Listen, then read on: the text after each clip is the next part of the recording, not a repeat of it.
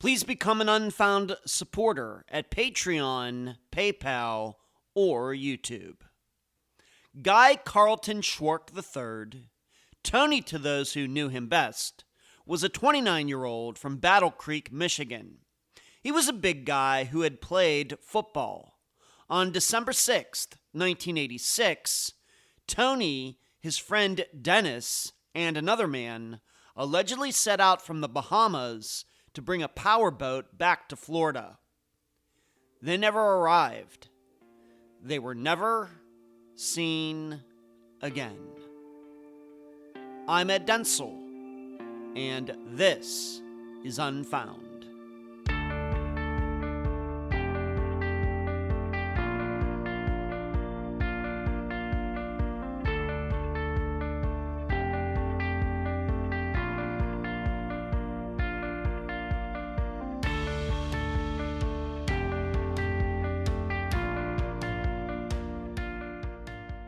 Although we are all here to figure out what happened to the missing people covered over the entire history of Unfound, if you've been around the podcast long enough, you know that sometimes the missing people's own words don't make it easy.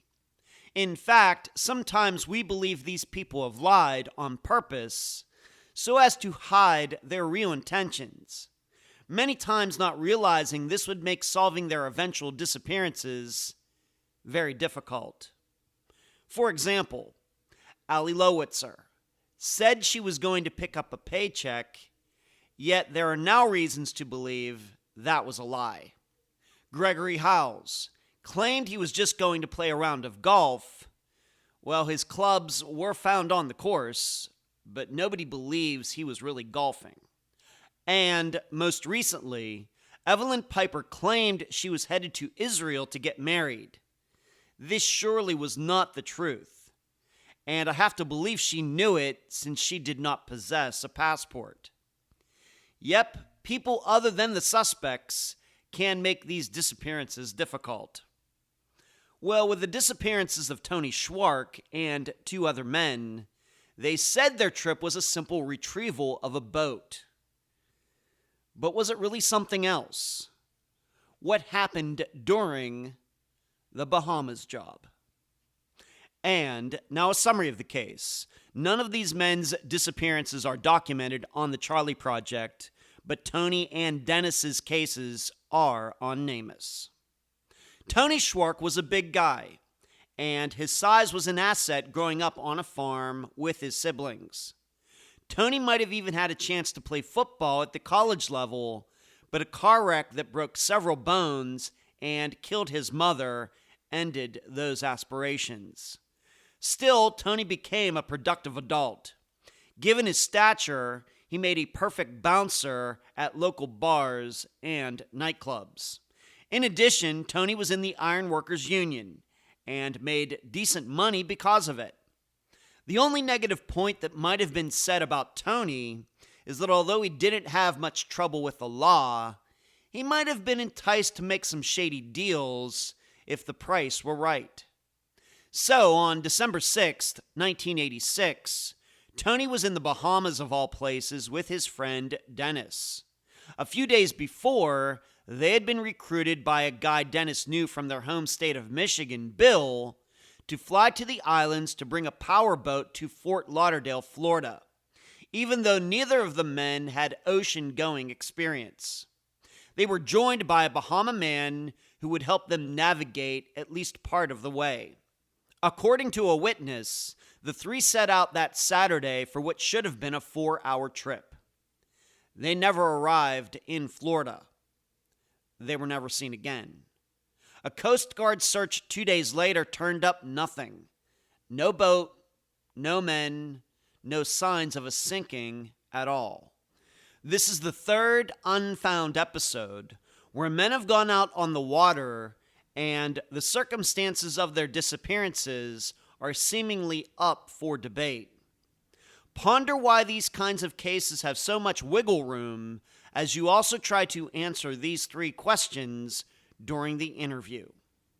Number 1, why would Dennis tell his mother he brought over $100,000 in cash with him on the trip. Number 2, why didn't Bill, who was already in Florida, go get the boat himself? And number 3, if this were a drug smuggling trip gone bad, why aren't there more stories of Americans disappearing under similar circumstances in the 1980s? Tony's family can't help but think this disappearance was not a sinking. The guest for this episode is Tony's sister, Lisa Molyneux. Unfound News. The next episode of Found, the monthly series available to Patreon and YouTube supporters, will be coming out within the following week. I will go over the disappearance and discovery of J.C. Dugard. Please support Unfound by joining at Patreon or YouTube to listen to the episode. Next, are you listening to the other podcast I've been putting out for a few months now? Unfound Live. Please, on your podcast application right now, find it and hit the subscribe button. Most recently, I covered, among other things, the unsolved disappearance of Natalie Holloway. Finally, I will once again remind you of my new project, How to Podcast Better Than Anyone, that's coming out in June. You can find it at howtopodcastbetterthananyone.teachable.com. If you're thinking about starting your own podcast, you must take this course. Thanks. I'm so happy to have on this episode of Unfound the sister of Tony Schwark, Lisa Molyneux. Lisa, welcome to Unfound. Thank you. As I think I've already brought this up to you, Lisa, I actually have a cousin with the same last name, which is, of course, Molyneux is not a very common last name. I have a cousin with the same last name, and maybe we should have explored that a little more than we have. But it's great to have you on this episode. Speaking of last names, let's talk about your family. Of course, Tony is your brother. How many kids, how many other siblings do you have besides Tony? What was it like growing up? Where did you grow up? Describe your family. Okay. Tony was the firstborn of my family. There's 5 siblings, and including myself. I am the baby. I'm the youngest, and he was the oldest. And then we have, I have another brother named Jesse, a sister named Vicky, and a sister named Cindy, and a half-sister named Gretchen. Wow. But, let's see, we were born and raised in Athens, Michigan. Okay. And on a farm. Wow. Outside of town. And my dad was he was an iron worker, and my mom was a bartender up until 1975.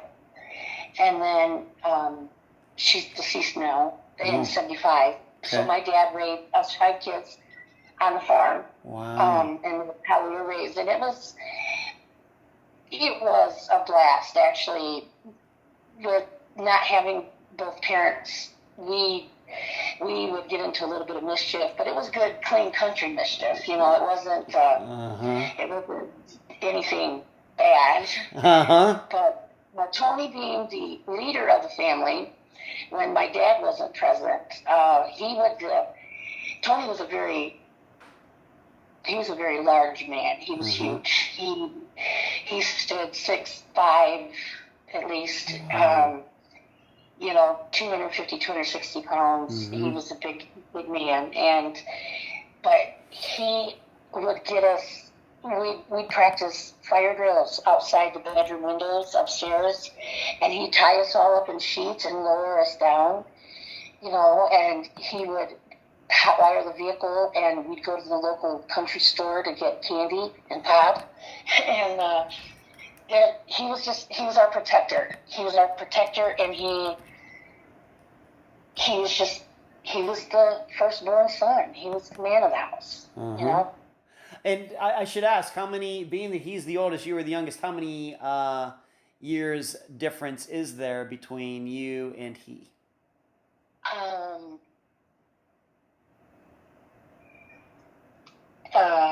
12, I think. 12 years? 12 years. Okay. Yeah. Okay, and so he was 29 when he was missing, so you were 17. Yes. Okay, Yeah. very good. Okay. And when you say you grew up on a farm, does that mean like you had horses and cows and everything, or what? Yes, we had horses. My dad made sure that each one of the kids had a horse. Tony had a stallion named Blackjack, but we all had a horse, and every weekend, my dad would load us all up in the horse trailer and all of us kids, and we would go barrel race. And so we were AA rider barrel racers throughout our childhood. And then we also had pigs, and and we had just all kinds of things to do. We sold sweet corn in the summer for our school clothes. So we had to work. We had Yeah. We had a huge garden, and we had to work in the gardens and the potato fields and the corn fields, and we would sell those items in the summertime to raise money towards our school clothes. Yeah. So did you have cows? Like, do you have stories of getting up at like 5 a.m. to milk the cows? Is that kind of farm that it was, or? No, it was. We had land. We had land, and then we had 7 horses, and we had like 6 pigs, 1 boar, and then the only thing we really had to get up and feed in the morning was our deer.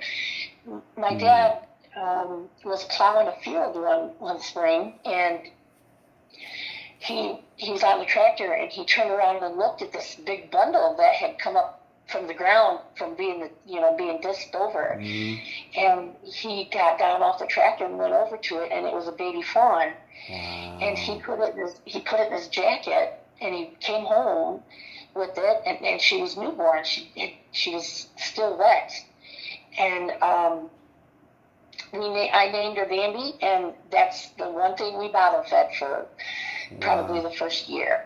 Wow. And then you let her go off into the wild?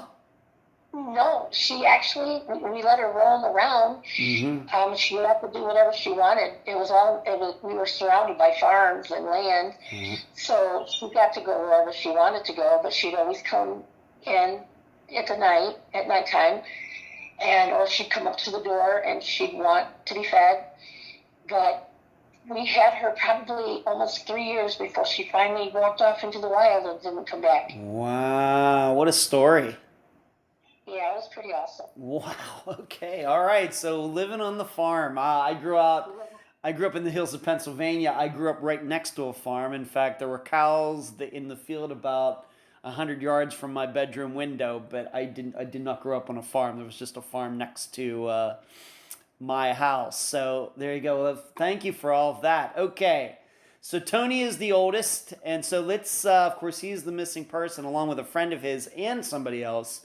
But let's just talk about him. You already said what a big guy he was, but maybe we have to clear this up, is that he went by Tony, but his name was Guy Carlton was his real name. I mean, how does the person go from Guy Carlton to Tony? When Tony was little, he used to sit in his high chair. And being from the town that we were from, Athens, we were just outside of Battle Creek. And who was in Battle Creek but Kellogg's cereal. Yeah. Yep. And Tony the Tiger was really big at that time. Yeah, and he would sit in his high chair and he would growl for his breakfast. And he would be Tony. He'd pretend to be Tony the Tiger. So that's how my mom nicknamed him Tony. That is spectacular. And he was like Guy Carlton III. So he was like your father was the same name, your grandfather, or something like that? Yes. Tony was Guy Carlton Schwark III. And my dad was a junior. They called him Sonny, and then my grandfather.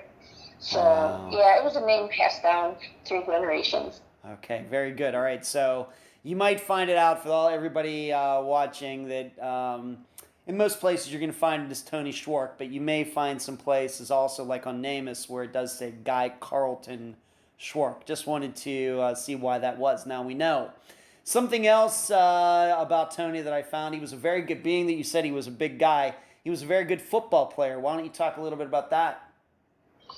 Tony played football for Athens High School. We were the Athens Indians, and he was number 74. He loved contact sports. Most kids would go to the gym, and Tony would go bale hay. I mean, that's where his strength came from, was he didn't get to go stay after school with the rest of the kids and work out. And, he went home and he tended farm animals, and he tended to help my dad with farming. And, he had to do it. He had to do it old school, you know, and that's how he grew. And in one summer, he blossomed. He went from being a regular average kid to, he shot up and he put on weight, and he come back to school a monster, and he just loved football. He loved playing football. Yeah, I found some articles about him where he was prominently mentioned in the news. Just going back through some newspapers.com articles, so I did find that. Did he ever have any aspirations of playing at the college level or not? No. When we were in an automobile accident in 1975, that would have made Tony about 18. And I was 6 going on 7. But we were in an automobile accident. We were hit by a drunk driver. Oh, my. On August 3rd, 1975, and my mother was killed. Oh, my. But Tony's injuries was he broke his hip and his jaw. So he had prior injuries that prohibited that from happening. Wow, I didn't know about that. I'm sorry to hear that. Who was in the car? You, Tony, your mother? Who else? Just the three of you, or who else? There was both of my sisters, Vicky and Cindy, and myself. We were in the back seat. And Tony, his girlfriend Leslie, and my mom were in the front seat. My mom was driving. Yeah. And your mother was the only one who got killed? Yes. Oh, my. I'm sorry to hear that. That's okay. The listeners should know I'm just hearing this for the first time. I'm really sorry about that, Lisa. Wow. Okay. All right. So that wreck kind of gotten in the way of maybe his athletic aspirations, maybe? Yes. Okay. All right. Let's move on to this. So, about school and, what did he do after high school? Did he go to college? Where did he work? Did he just work on your farm? What did he do with his life, there in the late 70s, early 80s? He started out under my dad as an iron worker. He worked out of Iron Workers Local 340 in Battle Creek, Michigan. And he was good at his job. My dad, he ran a strict boat, a ship. He was, he had to be though. He raised 5 kids on his own, so he had to know where we were at all times, what we were doing, who we were with, because he didn't want us becoming mischievous kids, But Tony, he became an iron worker, and my brother also was an iron worker. My brother Jesse, the surviving brother, and they sometimes would work on the same jobs together. But Tony started out there. That's where he was still an iron worker when he disappeared. Okay. What would you say about his personality and outgoing, introverted, extroverted? What were some of his interests besides playing football? Of course, after high school, maybe the injury got in the way of that. What were some of his other interests? He's an iron worker. What else was he doing in his spare time? He loved shooting pool. He loved people. He was a life of the party. he was a magnet to, arm wrestling. He took a couple took a couple trophies in monster arm wrestling, and he was also what do you call them? The ones at the bars. The bouncers. Bouncers, yes. Wow, that makes a lot of sense. Yeah, he was a bouncer. He took care of business in the bars. He had several run-ins, that he had to take care of, but he didn't get too injured at all. He put up a good fight. Okay, so would you sometimes when we see these big guys like this, like Tony's size, sometimes they're described, they look kind of very scary being their size and everything, but they're really a big teddy bear. Would you say that's what Tony was, or was he kind of more serious? He had a fun side. He was easygoing. He really didn't sweat the big stuff, and but then there was a time when he had to be serious, and when he was serious, he was serious. People didn't want to see his serious side. Okay. What about relationships? Ever married, girlfriends, any kids? Many years ago, back in the 70s, when there was free love, okay. He met a girl. Her name was Brandy, and he had a child with her. And she was very flamboyant. She was into free love and all that, and kind of like a hippie, Okay. And but a wonderful-hearted woman, and she ended up moving into another state, and unfortunately, we lost contact with her, and we do not know where to find her. And but she has my son, my Tony, my brother's only child, somewhere out there. Wow. So you've not had any contact with her, and I guess Tony's, was it son or daughter? Son? Daughter? Daughter? Yeah, her name is Somi. S-O-M-I. In how long? 40 years or how long? I've never met her. Never met her. No, wow. And I'm 54. Well, do you know her name? Somi. Yeah, but what was the girlfriend's name? Brandy. Brandy? And you don't know her last name? No. Okay, wow. Wow, okay. That's and have you tried to look for her? Have you ever tried Ancestry.com or anything like that?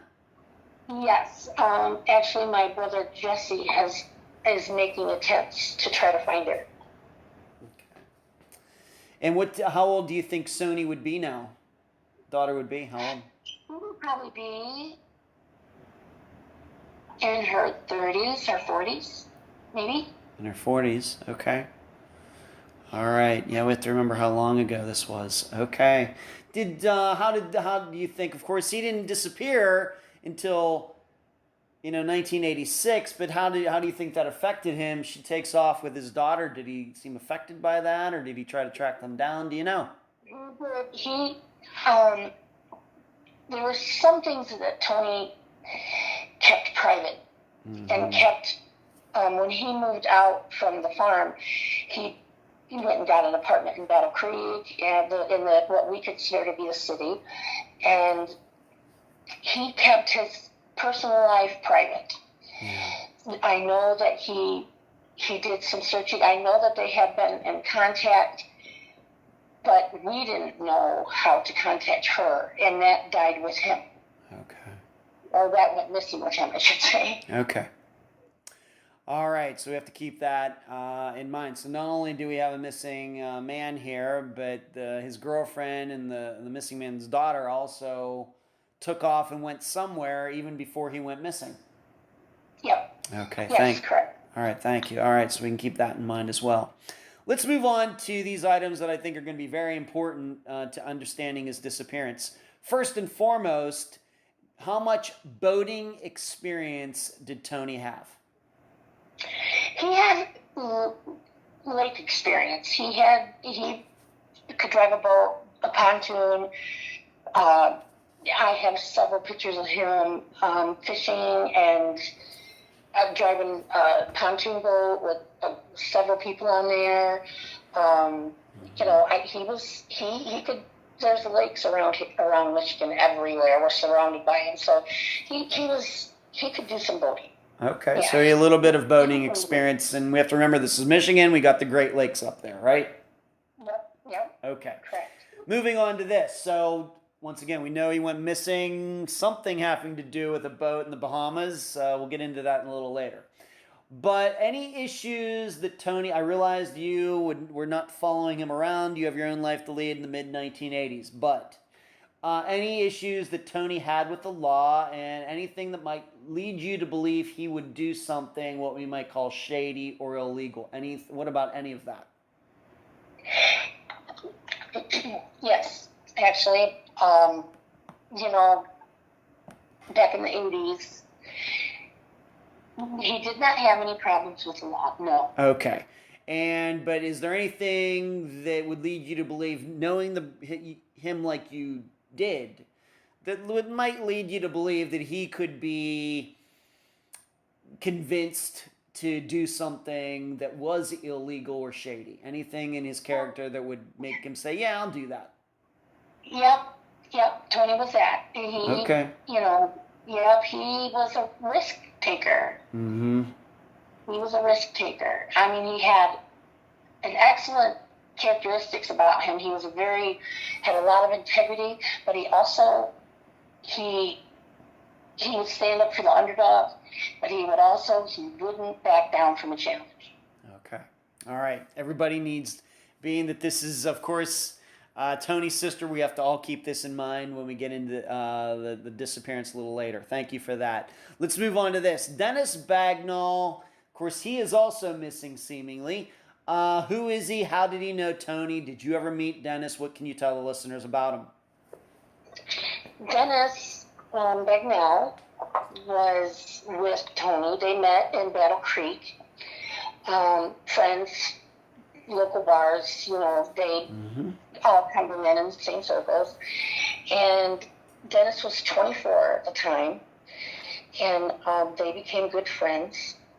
And that is about, at the time too, remember, I was only about 17. I was a senior in high school. Right. So, yeah, I didn't know a lot about what Tony did with his life up in Battle Creek. Okay, so Dennis Bagnall, that's all really anybody knew about him. For example, did your family know about him before Dennis and Tony went missing? Had you heard of him? Had Dennis ever been out to your father's house? Anything like that? No. Tony did bring friends down, but Dennis wasn't one of them at the time. Okay. I never met him, but I think my father did. Okay. And was Dennis also an iron worker, or have you ever heard what his actual job was? Was he in the same union? Anything like that? I don't know. Okay. So all we know is Dennis is around Tony's age, and they meet in Battle Creek somehow. Yep. Could have met at a bar, could have met at a shooting pool, could have met a lot of different ways. Yep. Okay, very good. Let's move on to this. Now we're going to talk about him. We're going to just talk about him in general terms. I'm just going to ask you some very pointed questions because I know we want to tread a little lightly around this. But Bill Bedford, had you ever heard of his name before Tony and Dennis went missing? Yes. Bill Bedford owns several businesses in Battle Creek. Okay, so that's the way you knew him. Uh-huh. All right. Did you have any idea that Tony knew him? Did your father know him? Did anybody else in your family know Bill Bedford personally? My dad more than likely knew him. I did not. I just knew of his automotive business and some other. Before Tony went missing, that's how I knew him. Okay. I've heard the name. I never met him. Okay. All right. So you would say, being that he's a business owner, would you say a lot of people around Battle Creek knew him, or he's still alive? Everybody should know. But he's not in Battle Creek anymore. Did a lot of people around Battle Creek know Bill Bedford? Yeah, I'm guessing they did because he was a pretty prominent businessman. Okay. Did you have any idea that he was into boats? No, I didn't, but it wouldn't surprise me because they have a really big lake there in Battle Creek, Gull Lake, and that a lot of he lived on that lake. So I'm guessing he probably did have something to do with boats. Okay, very good. And that's all we're going to talk about him for now. Just maybe, of course, we're going to talk about him, but just to get that out of the way. Bill Bedford, known guy, had heard of him before this all happened. And so I just have some other pointed questions for you. To your knowledge, I once again realized that you weren't following Tony's movements every day of what he was doing with his life back then. To your knowledge, had he ever been to the Bahamas before the time that he went missing? No. Had he ever? Okay. Had he ever been even to Florida? Yes. He had been. Yes. Okay, but not to the Bahamas. All right. When Tony and Dennis went to the Bahamas, did your family know where he was going and what he was doing? For example, did Tony say, you know what, Dennis and I are going? Did he let everybody know? Or was this something that he kind of did without telling anybody? Well, no, he let my dad and my brother, our grandmother, he stopped and seen them before he went. Okay. He just said that all he pretty much said was that he was going to be doing some business and over the Bahamas, and that he'd be back soon. Okay, very good. So it wasn't like he slipped away in the middle of the night. He just said, you know, Dennis and I are going there, and he said they'd be back in a few days. Yes. Okay, very good. And did he ever mention why he was doing this, how much he was getting paid, and did your family know that it was Bill Bedford that had asked Dennis and Tony to do this? How much, I guess what I'm saying is, how much did your family know about Tony doing this before he left? He didn't broadcast it at all. It was just, hey, I'm taking a trip to do this for a friend of mine, and I'll be back in a few days. Okay. And was Tony specific? Once again, I understand you were 17, but you've had a chance to talk to your other siblings, maybe talk to your father about this. What was everybody's understanding as to what this job actually was, at least on the surface, what the job was? They were going to repossess a boat for Bill that was in dry dock over in Bimini. Okay, and they were going to bring it back to Florida. To Fort Lauderdale, Florida. Fort Lauderdale, thank you. Okay, so let's just talk about this trip. Of course, the disappearance date is December 6th, 1986, but as best as you can tell, what day did Dennis and Tony leave? Where did they fly to, and how did they eventually get to the Bahamas? What do you know about all that? I know that they made it down to Florida, and then they flew out of Fort Lauderdale over to the Bahamas. Okay. And we know this also, Dennis, he never got his luggage from the airline, so we know that they made it over there, but and stayed at a hotel there while they were doing business, trying to get the boat out of dry dock and pay the money that needed to be paid for it to get out. Okay. So your understanding then is they went out there and this was Bill's boat? Yes. Or was Bill buying it? You said repossessing it, so did somebody have it? He was getting it back, but this was Bill's boat. A person was holding the boat, and he had to be paid $10,000 in order to release the boat to Dennis and Tony. Okay. All right. So maybe there was something going on here with docking fees or something like that. Okay. So they're going out there, but your understanding is this was Bill's boat. Yes. Okay, very good. My understanding that it was Bill's boat. Okay, so they get out there to the Bahamas. Bill's boat's there. And you talked about Dennis's bags, that his luggage got lost or something. Yes. Okay. Very interesting. Okay. All right, so they're out there. Now, I just need to tell all of this. Now, some of this, you should know that both Lisa and I tried to reach out to Dennis's family and trying to get them involved in trying to cover this disappearance. So they just never got back to us. I'm not saying they've never talked about Dennis's disappearance themselves. I don't think these disappearances have ever been covered by a podcast before, although we are going to talk about unsolved mysteries a little bit later. But I just want everybody to know we did try to involve them in the production of this episode. We just could not, they just would not get back to us. But the problem is that a lot of this information is going to come from Dennis's mother, who is now deceased. But this is all well documented. So, having said all that, Lisa, what is your understanding about the day that they finally got this boat and we're going to be bringing it back to Florida from the Bahamas? What is there? Of course, there's this other guy. Maybe we need to mention him. Who is this other guy first? Oh, well, you mean the other gentleman that was on the boat? That's right. Besides Dennis and Tony, there's another guy that seems to be missing. Who is he? Yes. His name is Bobby Major. And he was a guide. He was a Bohemian guide. And he was hired to get the boys, Tony and Dennis, through the coral reefs. And because I guess it's pretty dangerous to get through them. And that's what he was hired for. And they made it over to the Bahamas. They got the boat in the water. They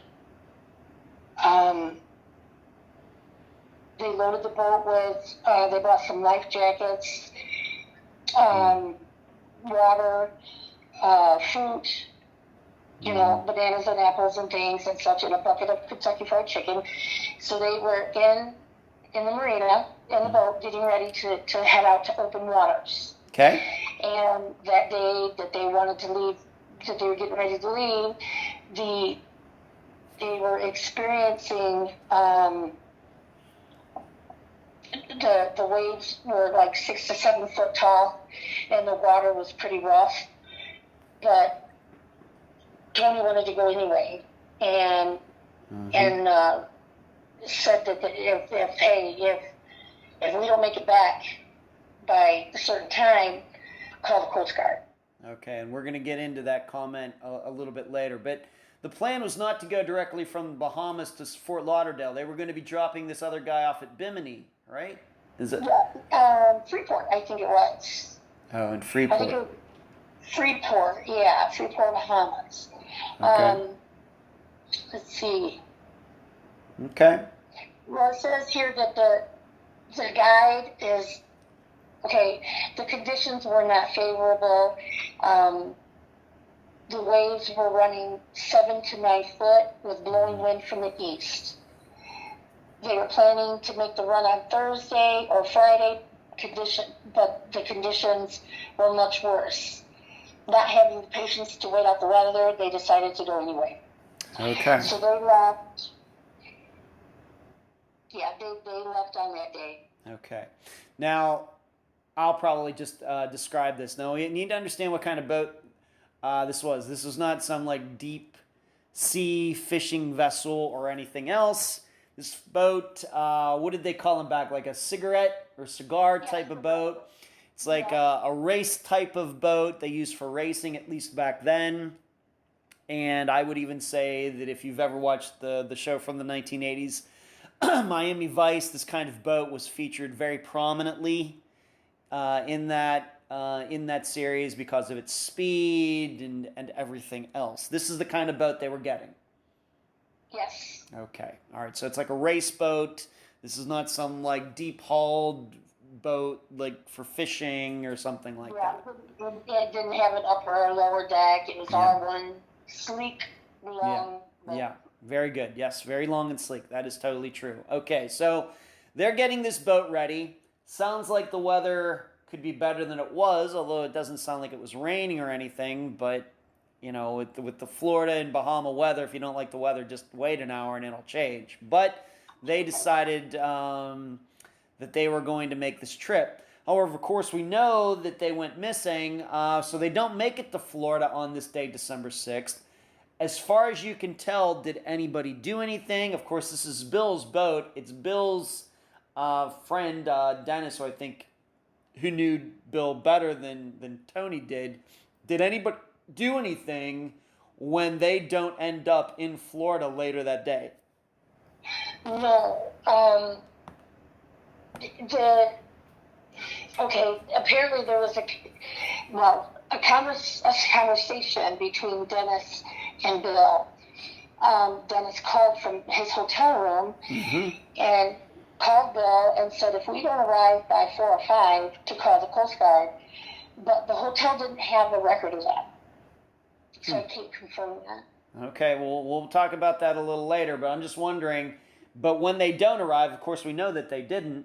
Does anybody do anything? Does Bill do anything? Does anybody out there do anything down here in Florida where I live, coincidentally, although on the Gulf Coast side, does anybody do anything when they don't arrive? No, nobody does it. Okay.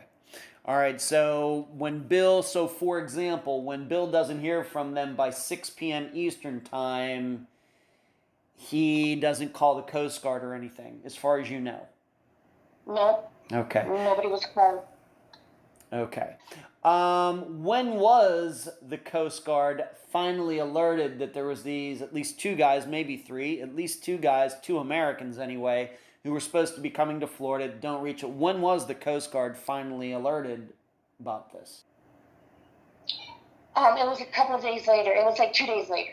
All right, so maybe December 8th before. And who initiated the searching and everything that was eventually done with them? Was it Bill that initiated it? Was it somebody in Dennis's family? Was it somebody in your family? Who got worried first?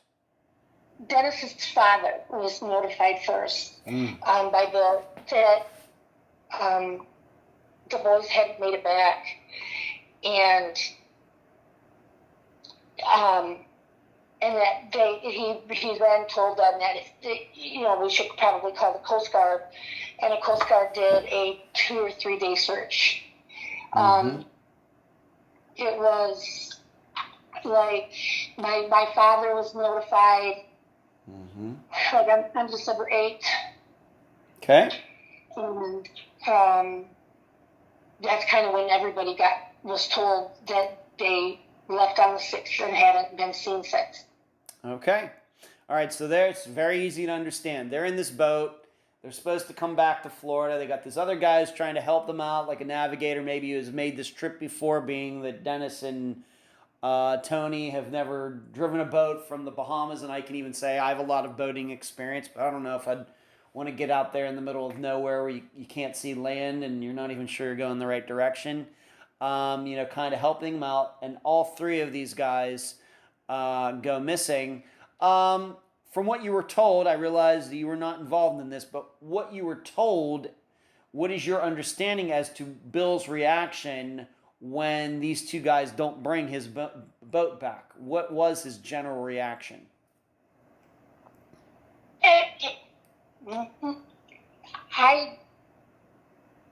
He didn't seem bothered by it. Okay. He might have been worried, but he didn't come across that way. Okay. And your understanding, being that these 2 went to the Bahamas to bring this boat back, of course, Bill is technically from Michigan. That's where he has his businesses. But your understanding of where he was when they were making this trip? Yeah, he was in Florida. He was. Okay. Dennis's father, Claire Bagnall, lived in the condominiums that the Bedford owned down there in Florida. Okay. So Claire was Bill's tenant, and when when Claire and their other son, Dennis's brother, they had been boating up from Michigan to Florida. Somehow, I don't know, they did a big long riverboat cruise, and when they got back, that's when Bill went and told them, hey, we got a problem, the boys are missing. All right, so Bill was in Florida. Yes. So he asked two guys from Michigan, Tony and Dennis, who are much younger. We should know Bill Bedford is now in his 80s. But at the time, so Dennis and Tony are in Michigan.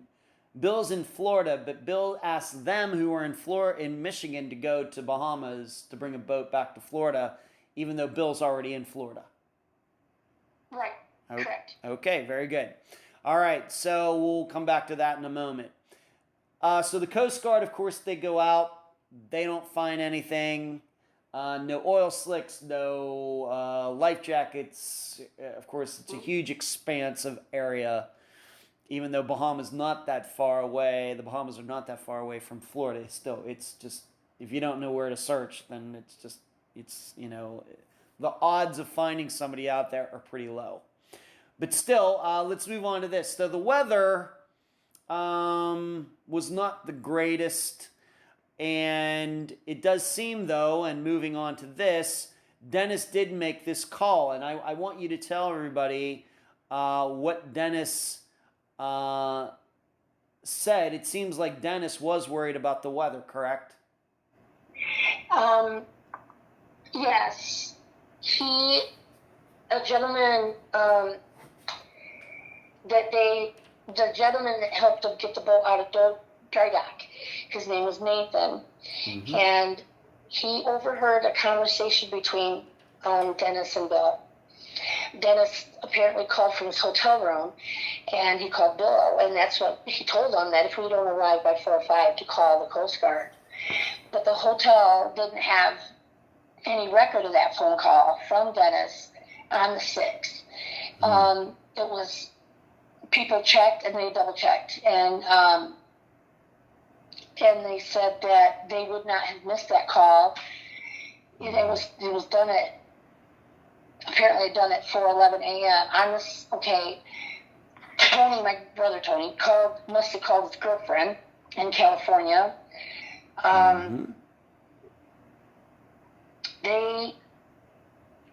Nathan insists, and they have it documented on tape, that the call was made from Dennis and Tony's room, from the Lacan Beach Hotel, but when Claire tried to call the security, and who was very cooperative, they tried to get the manifest of all the calls that were made, and nothing showed up on the manifest that Dennis and Bill ever spoke. Right. Because the hotel policy is they wouldn't give anyone records belonging to another person, but the bottom line is, they were begging for this information, but the hotel just said there was nothing on the security, the room calls. They couldn't find it. Okay. Did Bill ever admit that this call was made? Did he ever own up? Yeah, Dennis did call him or not? I don't know. I really don't know. Okay. All right, so it does seem that Dennis might have been, if this call happened, and it does seem to me that if that was the weather, it is true, and I have looked up the weather, there wasn't a hurricane out there in the Atlantic at the time, but it wasn't placid ocean either, and these boats are made for racing. They're not made for going out and, like I said, going across the Atlantic Ocean or anything like that. These are made for speed, not for durability. They're more like a Corvette and not like a Jeep. Let's just put it that way. Let's move on to this, though. Dennis, this story comes from Dennis's mother, who is now deceased. But when did your family first hear the story about how Dennis said he had $150,000 cash on him? When did that story pop up? How did you find out about it? That came from Dennis's mom. He said she claimed that there was a call from ship to shore from Dennis asking if his dinner coat had arrived or dinner jacket had arrived, because he lost his luggage apparently. Right. Again, we go back to losing his luggage. They interviewed Claire, Dennis's dad, and Jan, Dennis's mom, interviewed several people at the hotel, and they commented at one of the guys being in the clothes 3 nights in a row, and that was because Dennis's luggage did not arrive from Detroit Northwest Airlines. Dennis claims he had made a call to his mother saying, "Did my luggage show up back in Fort Lauderdale by the airlines, because I have a large amount of money in my dinner jacket." Is that right? Now, knowing Dennis the way you do, was Dennis doing something with his life that he would have had a lot of money on him? I don't know. Okay, but this is the story that his mother told. Yes. And he said this to his mother. This is what she claims. Yeah, I got you. Unfortunately, she can't be here to, I'd love to ask her about this. But she's the one who says that her son told her, "Yeah, I have a lot of cash in my dinner jacket." Yes. Okay. I wanted to know if his luggage from the airlines had made it to Fort Lauderdale. Okay. And so, if we're to believe this, Dennis and Tony are going to the Bahamas, and for some reason, Dennis put into his luggage a jacket that had a lot of money in it for some reason. Yes. Okay. Was the specific amount of money mentioned?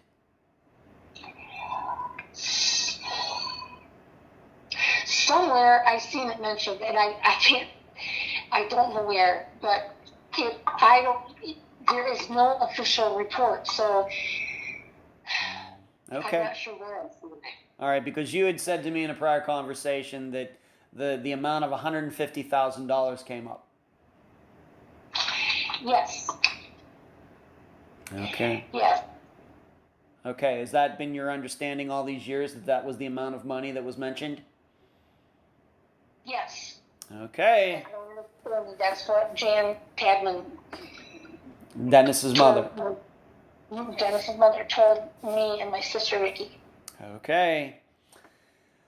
All right. I just, once again, I'd love to talk to her about it myself, but I can't. But that is interesting. If it's his mother, I guess we'll have to believe it. If that, maybe he was joking around, but I just don't know. Okay. Moving on. Let's just talk a little more about Bill. So what you're saying is that Dennis, Tony, and the boat don't make it to Florida on that day, but Bill does not call the Coast Guard right away. Once again, your understanding. Right. Okay. And it was Dennis's family who eventually figured out that Bill had done nothing, or what?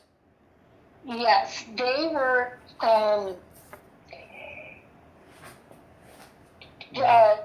Dennis' father, Claire, and David Bagnall, which is Dennis's brother. Mm-hmm. They were en route to Fort Lauderdale by boat from Michigan and did not arrive until Sunday, December 7th, 1986, at 2:30 p.m. Now, Bill owned the property where Claire resided in the winter in Fort Lauderdale. We were told the facts of Tony and Dennis's being missing and called the Coast Guard immediately. They started their search that afternoon and continued until 12:13. No clues were ever turned up. Okay, so it was Dennis's family who initiated the Coast Guard search, not Bill. Correct. Okay. To your knowledge, regarding that this was Bill's boat and it was never seen again, seemingly, Do you know, have you ever been told by anybody, did he ever file an insurance claim? Did he ever claim that it was stolen? Did he ever make any comment about the boat itself? No. No comments were ever made about the boat. Nothing. So your family or Dennis's family never heard anything about his boat and how he was sorry to lose it. He was sorry, just got any money from it, anything at all. My brother, Jesse, claimed that he heard that the boat was found, but that's it. There's nothing beyond that. Where it was found, how it was found. That's all just based on.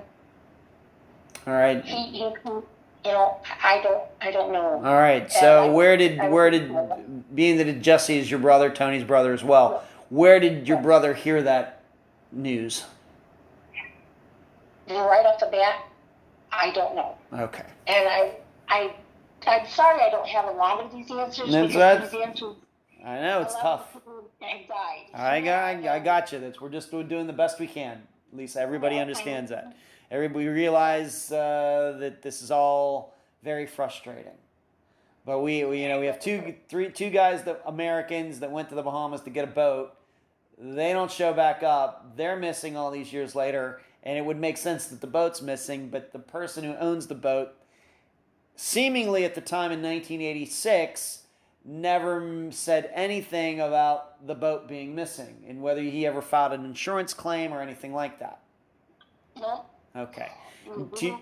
All right. To your knowledge, I realize your mother was deceased at this time, but after Tony and Dennis went missing, did Bill ever call your father to offer condolences? To your knowledge, did Bill ever contact Dennis's family and say, you know what, I sent them out there to get this boat. My boat's missing. They're gone. I feel horrible about this. I'm so sorry. Did Bill Bedford, to your knowledge, ever do any of that? To my knowledge, no. However, Claire talked with him a lot. Dennis's father talked to Bill a lot, and I had talked to Bill Bedford one time, and he did express condolences, but he also claimed that he didn't know what happened. Okay. But he did. He said he felt, he was sorry that it happened. Okay, so he did offer condolences. When was this? When did he finally do this? When did you speak to him and he said this? This was probably about 20 years ago. All right. So in the 2000s. Yes, that was the one and only time I spoke with him. Okay, what was the circumstances under which you spoke to him? One day I had just said, you know what, I'm gonna call him. I mean, when something like this happens, it's not something that you just put away and forget about. You right. know? It's something that eats at you every single day of your life. Mm-hmm. And there comes a point in time when you call it insanity. I don't care. You call it whatever you want. Stress. Yeah. You think, you know what? I'm just going to call. I'm just going to call and find out. And that day, my cup overfloweth. I had reached my limit of guessing, and I called him. Okay. And he did offer condolences, but other than that, there wasn't much more to say. Okay. So once again, let's just say it was 20 years ago. So that would have been 2003. This is 17 years after Dennis and Tony go missing. Of course, we can't forget about this other guy who's seemingly missing. We're going to get into him in a moment. But I'll have to ask you, did you ever ask Bill point blank, for example, did you send Tony and Dennis out there to Bahamas to bring that boat back because they were doing something illegal? Did you ever ask him something like that? Believe me, when I went in there, I went in this phone call. Mm-hmm. I was very accusing to him. Okay. You know, I was probably out of line, but I wanted answers. Sure. He of course denied it, denied all that. Mm-hmm. And, I just don't know what to think about Bill. Okay, so you did ask him if there was anything shady going on, and he denied it. Yeah. Okay. Correct. All right. Because once again, we don't do theories and things on, we try really try to avoid them. But I'm sure that people at this point are reading between the lines. Okay, we have two Americans who are going to the Bahamas, who really don't have a lot of boating experience in the Bahamas, have never been to the Bahamas before, and they're going to get this very fast boat, and they're bringing it back to Florida, but they go missing, the boat goes missing, seemingly, and the owner of the boat doesn't contact the Coast Guard right away. And then on top of that, Dennis says to his mother that, yeah, he's carrying a lot of cash, and he's going to the Bahamas. It all looks a little suspicious. Yes, it does. Right?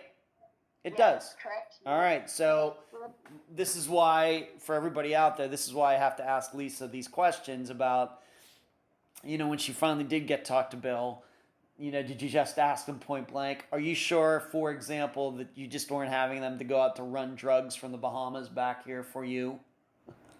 I didn't ask him that. Okay. But I basically said, if you had it, I threatened him. I said, if you had anything to do this, I'm sure. I'm going to start you on fire. I got you. I know. Makes all the sense in the world. Yeah, and but he denied all the allegations. Okay. Today. All right. And what about this call? I have it in my notes here just to clarify this. This call that Dennis seemingly made, that he made this call saying, hey, if we're not back by 5 o'clock, call the Coast Guard. Did Bill ever admit that this call happened or not? Of course, like you said, it doesn't seem like the hotel had any records of this. We have to remember going back to 1980s technology. But did Bill ever talk about this, whether this call happened or not? No, I think Bill claimed that it did not happen. Okay. Nathan, the gentleman, he is the one that overheard the phone call. Mm-hmm. The one from Bahamas, Nathan from Bahamas. He said that he overheard that call now, but they can't find it anywhere. So, okay. That's another unknown. Okay. Just don't know whether we're supposed to believe Nathan or not. I just don't. And Nathan was somebody from the Bahamas? Yes, he was the one who helped them get the boat out of dry dock. Okay. Speaking of the Bahamas, we have to talk about this just because it's out there. Once again, I don't know how deep I really want to get into this, but your family had maybe talked about, or friends of Tony's had talked about going to the Bahamas to figure out, if this is all true. Because it easily could be it's just a boating accident. They're trying to come back. They run into some bad weather. They all get thrown overboard. Frankly, around Florida, you're hearing these stories all the time. On the other hand, we have all these other things that make it seem like it could be something else. But a couple of friends of Tony were going to go to the Bahamas, and what were they told by somebody? They were told that if they went over there, that they would be sent back in body bags. Who told them that? When did this story pop up? How did this story even get started? Where does it come from? Do you know? That came from Nathan. All right, so once again, we got this Nathan guy who is not an American. He's a Bahaman. Yes, Bohemian. A Bahamian. Is that what they really call him? They call him Bohemians there? Bohemians, yeah. Okay. He's a citizen of the Bahamas. And did Nathan tell Tony's friends this, or? Yeah. He did? Yeah. Mm-hmm. They were told not to go over there. And they left the Bahamas, went directly to the airport and flew back to the Bahamas. But these friends of Tony did go to the Bahamas, though. Yes. All right. So no, they didn't. They went to Fort Lauderdale. Okay. And from what I understand, they had contact with him somewhere. I don't know if it was over in the Bahamas. I don't know if it was at Fort Lauderdale, but the message was sent plain and clear that if they went over there, that they would be sent back in body bags. Okay. So that's all that was said on that. Why would Nathan even say that? Why would this guy even say that? I wonder. How would he know that? He's getting that. He's the guy who's getting the. If I knew that, I'd know a lot more. Yeah, he would. Okay, I don't know what to make of that. All right, but I had to bring it up because this was something that was told to Tony's friends. Yes. Okay. What about Bobby Majors? Remember, we have to remember he is the other guy who is missing here. He's not an American, but seemingly he's a citizen of the Bahamas. Seemingly he went missing too. Did his family, to your knowledge, try to put any work into finding out what happened to him? What can you say about any of that? I do not know what their family did as far as trying to find out everything that had happened. Claire and Dennis's brother David and Jan, they reached out to that family, but the doors were slammed in their face. They could not get any information out of them. Okay. All right, so no help there. The United States would have, I don't know if they have an ambassador of the Bahamas, but the consulate for the United States, any help? Did like the FBI or somebody ever get involved in this, being that they were last seen in a different country? Anything like that? Everybody made hundreds of phone calls to the authorities, mostly the Coast Guard, the Miami-based one, the Bohemian Police, a Lieutenant or Sergeant Devereaux, the FBI, Larry Fulton, and several,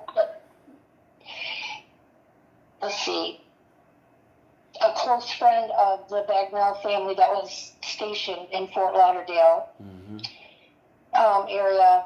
A lot of people were called, but the FBI, nobody could really do anything because it happened in international water. Allegedly. Right, Yes. allegedly. You know, I guess if the boat did sink, nobody would have been there to see it except the guys on it anyway. But the fact is they were last seen in a foreign country. Correct. The Bohemian Police that worked with everyone was a Sergeant Devereaux, and he he didn't really come up with much either. Okay. Nobody did. Nobody did. None of them. Okay. None of the places that were contacted could do much of anything. Okay. Anybody you believe, any sightings of them actually leaving the dock? The three of them in the boat, driving out into the bay, driving away from the dock, throwing the ropes off. Any news like that at all? We have this Nathan guy. I don't know if we're supposed to believe him or not. But, any sightings that you believe that actually said, yeah, people saw them get in the boat and drive out, headed toward the Atlantic Ocean? Okay. Nathan is the one who was at the marina with them. It says that, David and Claire spent 3 days in Freeport tracing Tony's and Dennis's steps. Okay. They interviewed all the people who saw them leave the marina at 11:30 a.m.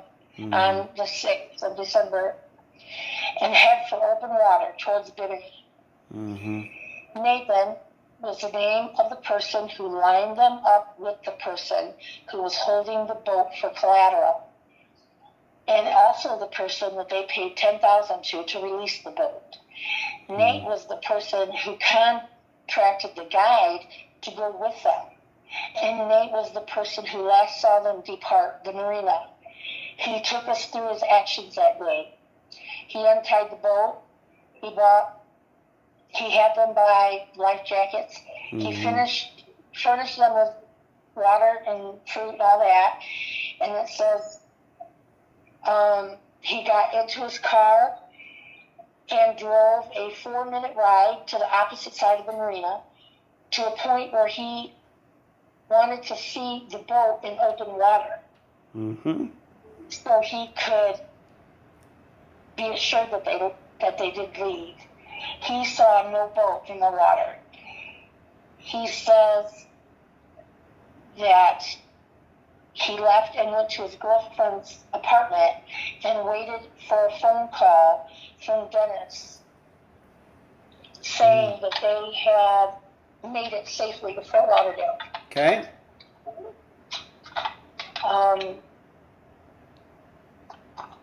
Nothing. Never got that. Of course, never got that call. No, they never got the call. Okay. All right. So they did go out there. Of course, there was this threat. Tony's friends, don't come out here. Something bad's going to happen. But Dennis's father and brother went out there, and I guess they lived, right? Yeah. Okay. All right. Now, this disappearance, Tony and Dennis's disappearance, was on Unsolved Mysteries. What year did that happen? How did that happen? Now, I never seen that. Huh.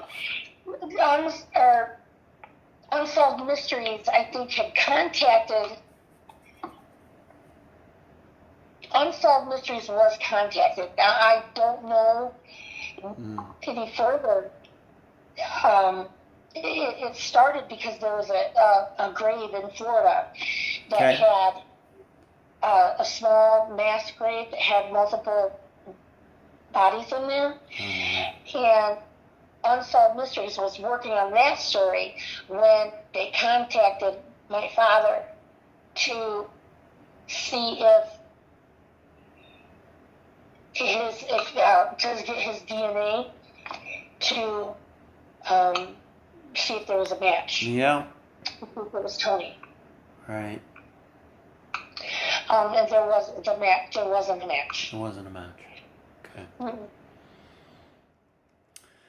All right. So these two guys in Michigan, out of nowhere, it seems, this Bill guy says, "Hey, come down here. Will you go get this boat? Bring it back to Florida," and something happens. Of course, what makes this very difficult to understand is that we have no news if Bill Bedford ever filed an insurance claim for this boat. We don't know what his boat was doing in the Bahamas in the first place, right?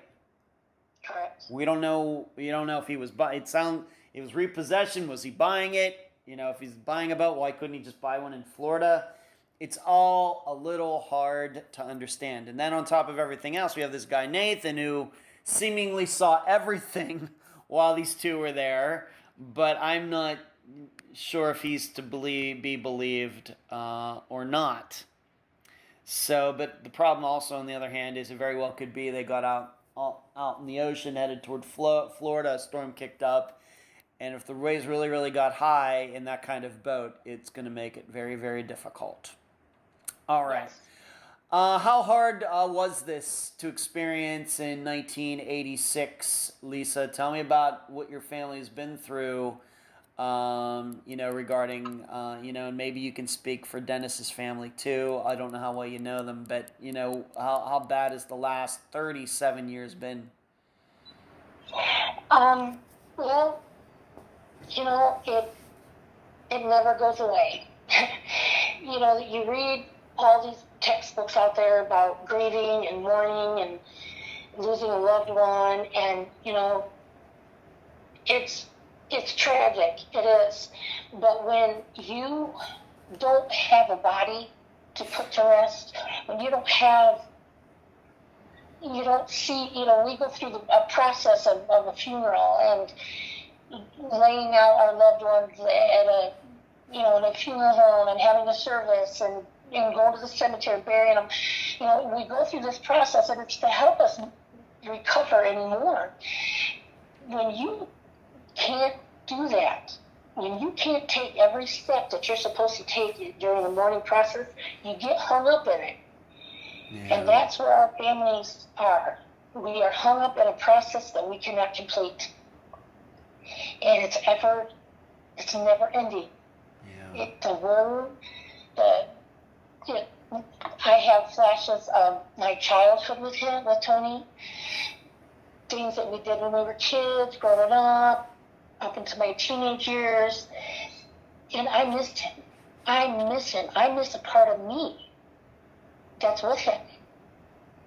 He was the first, I was the last of my family, and we were actually quite a lot alike. And, it's my dad. I watched my dad sit at his kitchen table as tears ran down his face, because you don't know. You lose something so important, and you don't know why. And you don't know. If somebody did something to him, then send us a letter, right? Yeah. Make an anonymous phone call. Do something. They think they just took care of a problem that they were having with my brother or Dennis, but they didn't realize who they left behind. They didn't realize the damage it was going to cause throughout the years. I mean, I bet my children would love to meet their Uncle Tony, but all they can hear about is stories. So, and that's where it ends. When was the last time you spoke to somebody in Dennis's family about all this? I spoke to Gabriella. It would be Dennis's niece. I spoke to her last week, a week or two ago. And they, a lot of people are afraid to ask too many questions because you just don't know what the circumstances are. And if we're going to open a can of worms, or if, I don't know. But I cannot not do anything, because eventually I'm going to meet my maker, and I'm going to meet Tony again.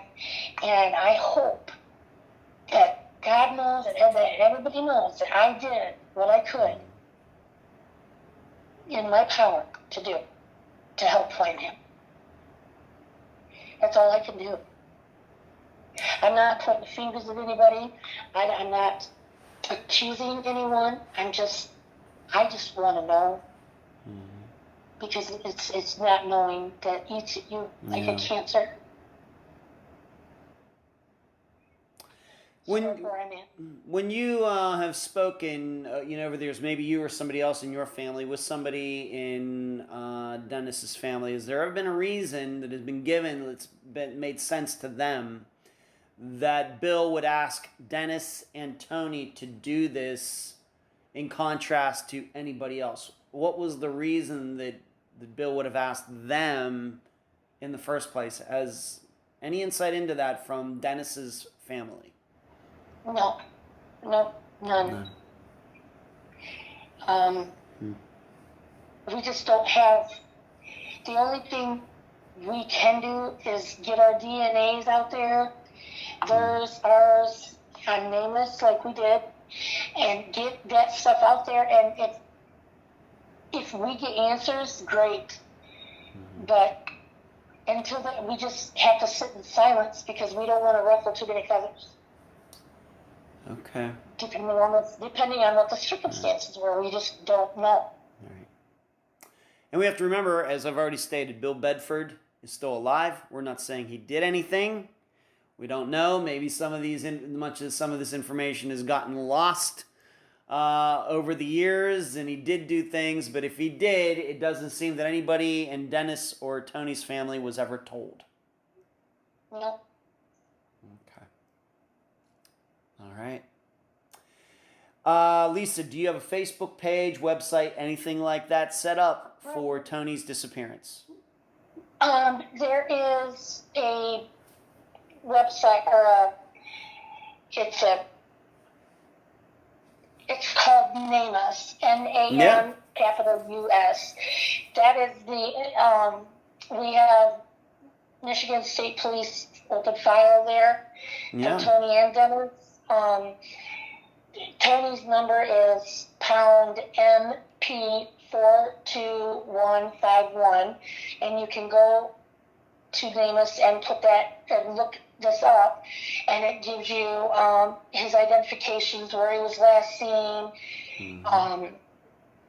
who he was with, his description, things like that. And you can look it up. But also, our Gabriella and I did our DNA, and it's in the CODIS, so that if anything does come forward, they can test it against our DNA, or even our future children's DNA, and be able to do it ancestral. If it doesn't happen in my lifetime, it may happen in theirs. And so you don't, right now at this point, you don't have like a Facebook page or anything set up, though? No, I just have a personal one as well. Okay. All right. You might think about starting a Facebook page for Tony and Dennis's disappearances. I do go to, I do have a Facebook group that I go to. It's called Missing in Michigan. And that is where I first we started going and sitting in there in that group, and listening to people's stories and such, and trying to meet other people that have been through what we have been through, and that's been a great support system. But it's all for all cases, all people that have been missing from Michigan. So there's several. Yeah. There's several cases. Yeah, there is. Okay. Lisa, any final words before we complete this interview? I really would like to have one thing in my life settled, and I want to find peace where that void is, where Tony is concerned, and unless it happens to you, or even someone that you know, nobody really understands how hard it is to live every day not knowing. And I just hope somebody comes forward, or somebody has some words of advice, or if you know of a better way of getting through this, then please tell me. And I just want somebody to put us at ease. All right. Yeah, this disappearance, kind of rare, kind of unique, and I've covered like 290 disappearances, although I have covered a disappearance of some young men who went missing in the Gulf of Mexico back in the 1990s, and surely it's believed there that something that was not accidental happened, let's just put it that way. So this is like the second, of course, then I covered the disappearance of 6 young men out on Lake Erie, or Lake Ontario, I should say.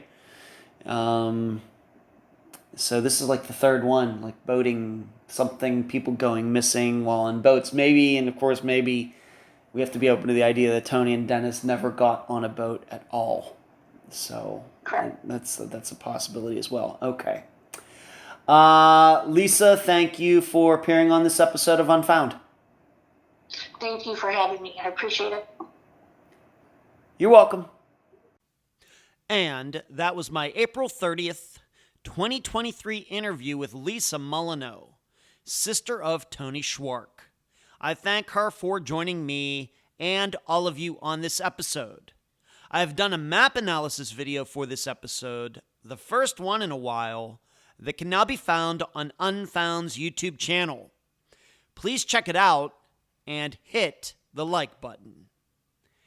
Anybody of a certain age in this audience who remembers wicker shoes with no socks, fluorescent shirts under white sports jackets, dresses with shoulder pads, and big hair We'll most surely start hearing Jan Hammer music in the background and start thinking Tony and company suffered something Glenn Fry called the smuggler's blues. Surely. Because of that, though, I want to skew the summation in the other direction, so you leave this episode with opposing sides being fairly represented. But I should say, this could have been a drug operation. However, Tony and the other guys still could have gone missing due to an accident. Keep that in mind. Okay then, looking at this from a plane crash NTSB investigation point of view, we must entertain the idea that these three disappeared due to all the holes in the Swiss cheese model of risk analysis lining up. What do I mean? Well, here was the situation on that day, December 6th, 1986. We have at least two inexperienced sailors. A boat that had been just taken out of dry dock. A boat that was not built for rough water. Given the era, the weather not being able to be predicted as well as we can today. On that note, I checked as best I could the weather in Fort Lauderdale for that day, December 6th, 1986. And at 1 p.m., the temperature was 73 degrees, no rain, cloudy, with the wind coming from the northeast at 20 miles an hour. Given that I live at the beach, at 20 miles an hour, you will see whitecaps on the water. And there will be waves, although not large ones. Once again, going back to the Swiss cheese model of risk analysis, in my opinion, there is enough here to believe that an accident could have happened. With the biggest problem being that seemingly the boat went directly from dry dock to being used. This is a big no-no in anything. Cars, planes, motorcycles, whatever. We have no indications that the engines were examined, that the batteries were new, that someone took it for a test ride to make sure there were no leaks. Were fuel lines checked to make sure a fire wouldn't start? You wouldn't take a car that had been in storage for a year on a drive across the United States without a tech looking at it first, right? On top of all of this, if this were truly nothing but a repossession, this could lead us to believe the boat was in an even bigger state of disrepair than we can imagine. So please keep this all in mind. As for the alternative, that this was some kind of drug deal gone bad, that Tony and Dennis got to the Bahamas and drug dealers decided they wanted to keep the money, the drugs, and the boat, and Bill didn't call the Coast Guard because he didn't want to be exposed as a drug smuggler, there are no facts to rule this out. Yet, I don't think there are any facts to rule it in either. There's one more pertinent piece of information regarding this topic, though. I couldn't find any information that other Americans disappeared in the Bahamas in the 1980s in a similar way that Tony and Dennis did. So if this happened to be a drug deal double-cross, why did they go missing but other smugglers didn't? This is hard to understand. But this is why analyzing disappearances is such a tough job. Bahamas or not. If you'd like to hear and read my extensive in-depth analysis of the disappearance of Tony Schwark and the guys who were with him, please go to patreon.com/Unfound Podcast and become a supporter. Until then, I leave the public theorizing up to you. And that's the program. Right now, while you are in your podcast platform, Spotify, YouTube, iTunes, wherever, give Unfound a 5-star review, a thumbs up, whatever that platform allows. I thank you for listening. I'm Ed Densel, and you've just finished this episode of Unfound.